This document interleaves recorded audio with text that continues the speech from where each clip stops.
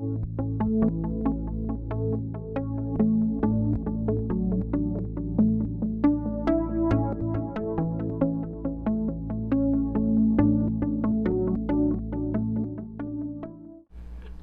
name is Darryl Williams. I'm a pretty normal guy. I'm from Miami, Florida. I currently reside in Richmond Heights, Florida. And I've been experienced all my life. I want to start off with telling this first experience. Basically, this is one of many different experiences. I was living in which is a place called Cutler Manor in southern Miami, which is more down towards Homestead Way, Goulds area, which is called Cutler Bay now, but it used to be called Cutler Ridge.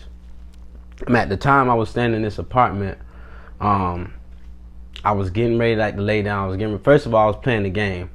I was playing this game called Resident Evil 6 at the time, and I was getting tired of the game, so I was getting ready to lay down. I was getting ready to pass out.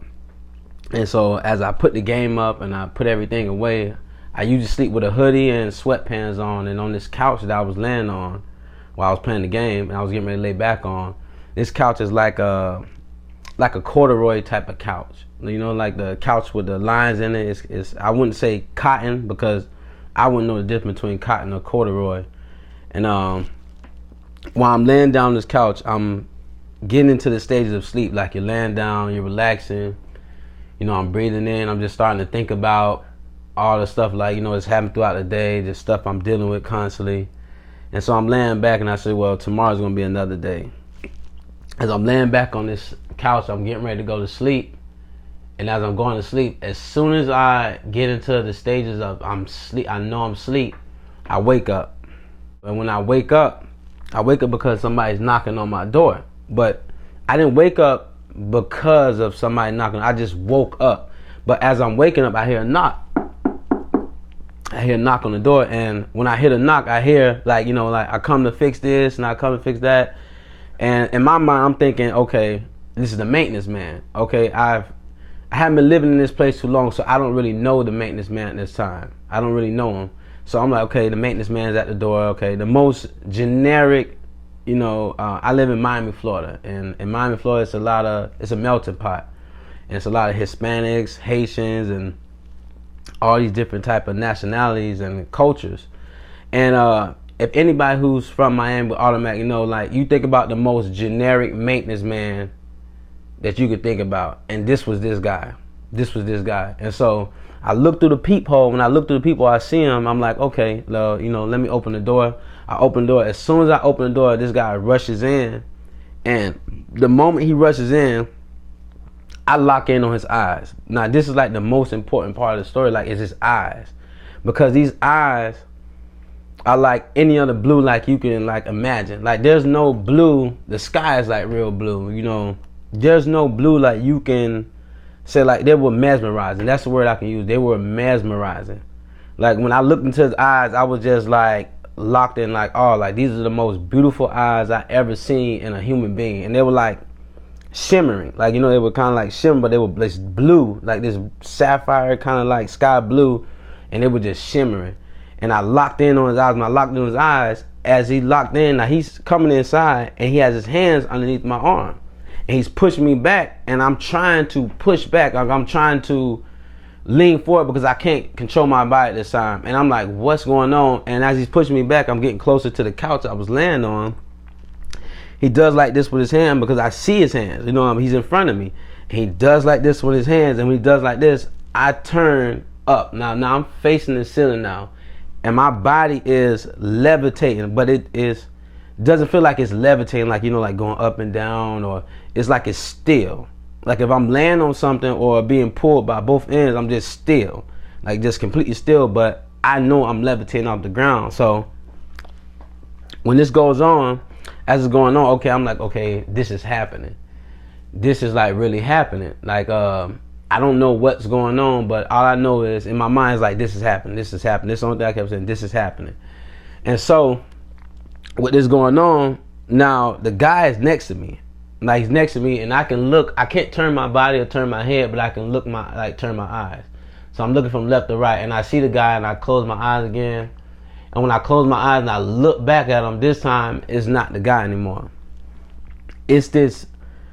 To this day, I would call it a monster. It was about 3 feet, 2 feet tall, and it was stout. Like, I'm talking about thick. Like, you can see the shoulder muscles in it, the arm muscles, about like the forearm, because I couldn't see like the hands and the feet, but you can see the legs, like the legs on the thing, because I'm looking.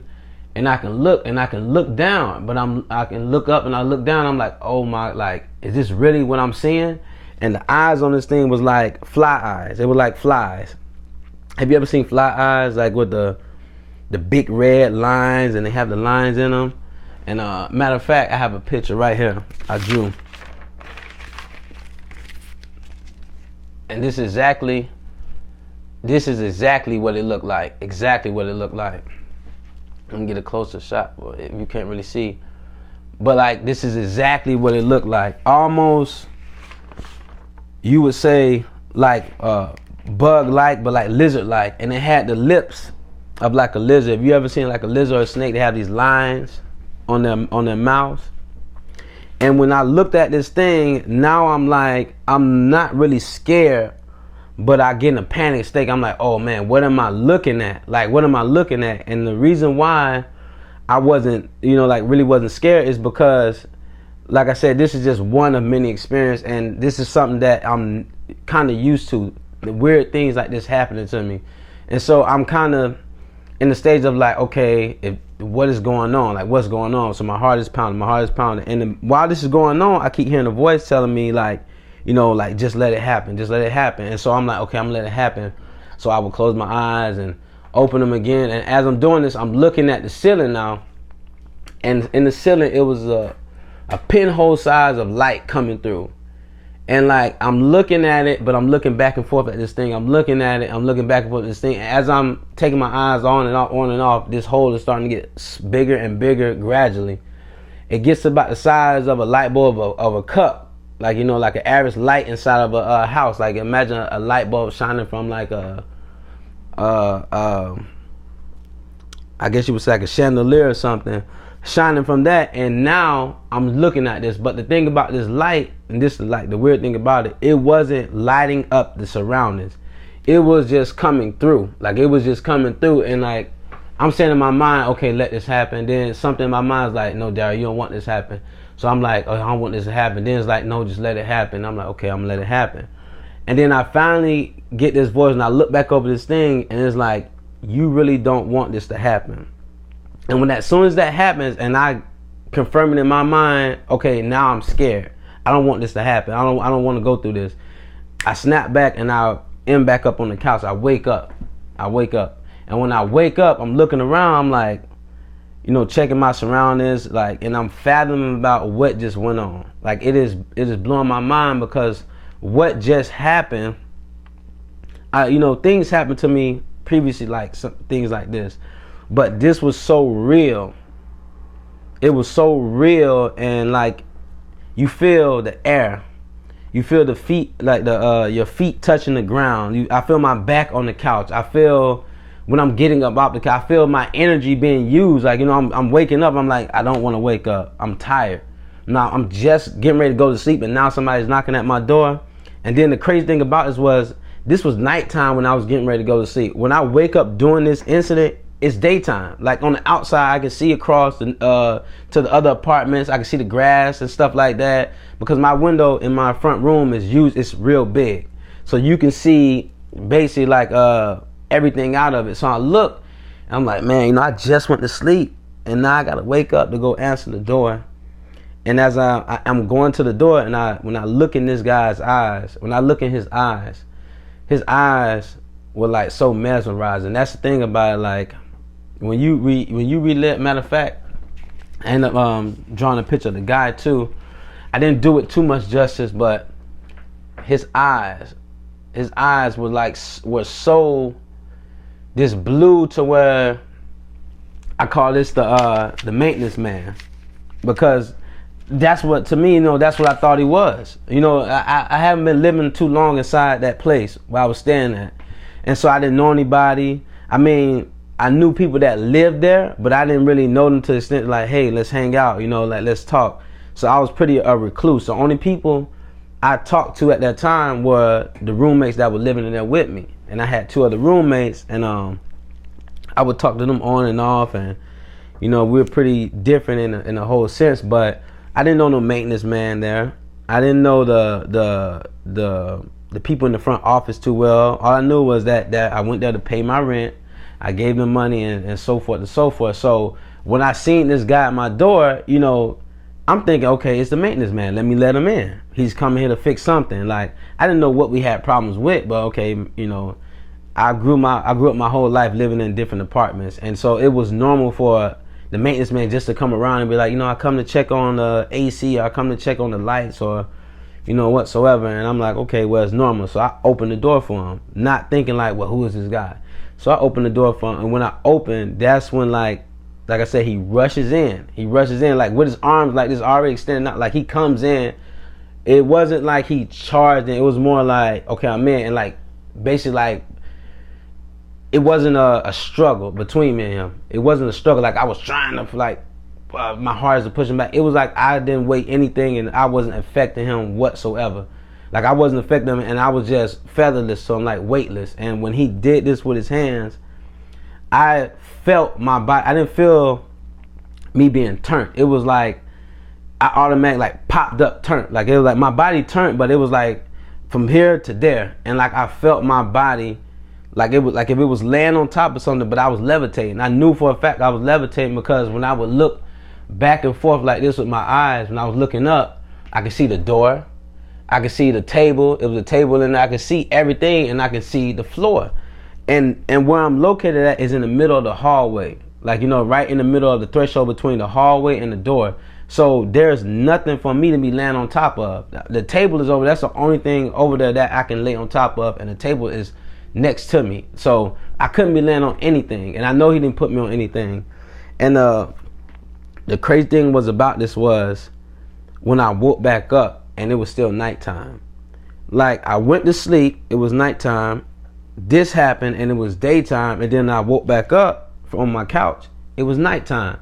So like that's what really like had me for 3 weeks. I fathomed, and I couldn't like believe what happened. Like it had me to the point to where like it wasn't driving me crazy, but all I could think about was this incident. Like all I could think about was what happened. Like, was I dreaming? Did this happen? Did this happen? And like, so I kind of like, I didn't repress it or put it away. Like I said, I was normal to these things happening to me. Like this was normal. Like this was normal to me. Like this was something normal. It didn't really scare me. It was just, okay, I experienced, this is a new experience in a line of different experiences that I had in my past lifetime. And so like by this going on, I kind of like brushed it off. And you know, and like I said, I had past experience in my life, and I go back to like, you know, when I was a kid, for instance. Like when I was a kid, I was very young. I would see like apparitions, like little shadow people running back and forth in my house. I would lay down, and when I would lay down at night, I would see like festering, I wouldn't call it smoke, but like in the sense of like ink. Imagine like ink or mercury like bubbling, but it was kind of transparent, but it was festering. It would move around the room, move around from side to side, you know, like move around. And I would just lay up and look at these things and just be like, what am I staring at? You know, it didn't scare me. I just was like, okay, well, you know, I'm gonna go to sleep. And I would lay down, and every so often I would just wake up and I have to use the bathroom in the middle of the night. And when I would go to the bathroom in the middle of the night, I would see like little kids, but they were pitch black. Like they were pitch black, but you could see the outline. It's a little kid, like, you know, and they would be looking around the corner, like looking back and forth, looking around the corner. And I would be like, it's somebody down there, like it's a kid down there. But I'm not really afraid because I'm like, at the time I'm a kid, so I'm like, you know, it's a kid in my house. I'm really not worried about it. You would think like the average kid would be worried about it and stuff, but yeah, like you know, that's just one of many different experiences throughout my life, and I have many more.